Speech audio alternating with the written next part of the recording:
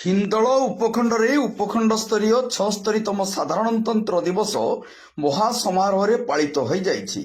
ଢେଙ୍କାନାଳ ଜିଲ୍ଲା ହିନ୍ଦୋଳ ଉପଖଣ୍ଡରେ 76ତମ ସାଧାରଣତନ୍ତ୍ର ଦିବସ ଅନୁଷ୍ଠିତ ହୋଇଯାଇଛି।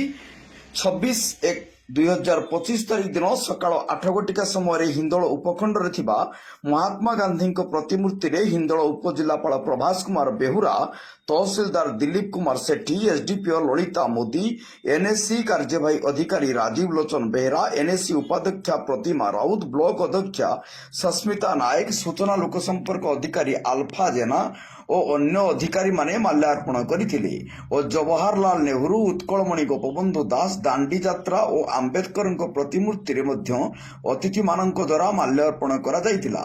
ସକାଳ 8:45ରେ ମୁଖ୍ୟ ଅତିଥି ଉପଜିଲ୍ଲାପାଳ ପ୍ରଭାସ କୁମାର ବେହୁରା ଜାତୀୟ ପତାକା ଉତ୍ତୋଳନ କରିଥିଲେ ଓ ସମ୍ମିଳିତ ପ୍ୟାରେଡରେ ଅଭିବାଦନ ଗ୍ରହଣ କରିଥିଲେ।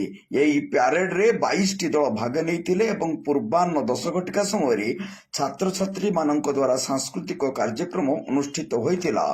କୃତି ପ୍ରତିଯୋଗୀମାନଙ୍କୁ ଅତିଥିମାନଙ୍କ ଦ୍ୱାରା ପୁରସ୍କୃତ ମଧ୍ୟ କରାଯାଇଥିଲା। ପୂର୍ବାହ୍ନ 11 ସମୟରେ ଉପଖଣ୍ଡ ଚିକିତ୍ସାଳୟରେ ରୋଗୀ ଓ ଜେଲରେ ଥିବା କଏଦୀମାନଙ୍କୁ ଫଳ ଓ ପାଉଁରୁଟି ଉପଜିଲ୍ଲାପାଳ ଓ ଅନ୍ୟାନ୍ୟ ଅଧିକାରୀମାନଙ୍କ ଦ୍ୱାରା ବଣ୍ଟନ କରାଯାଇଥିଲା।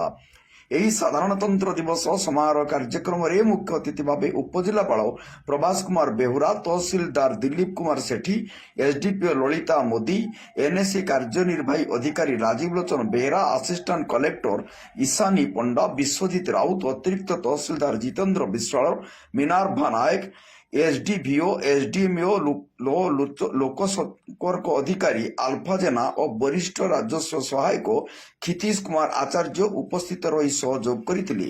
ଢେଙ୍କାନାଳରୁ ପ୍ରକାଶ ଚନ୍ଦ୍ର ନାଥଙ୍କ ରିପୋର୍ଟ, ସଂକେତ ନ୍ୟୁଜ।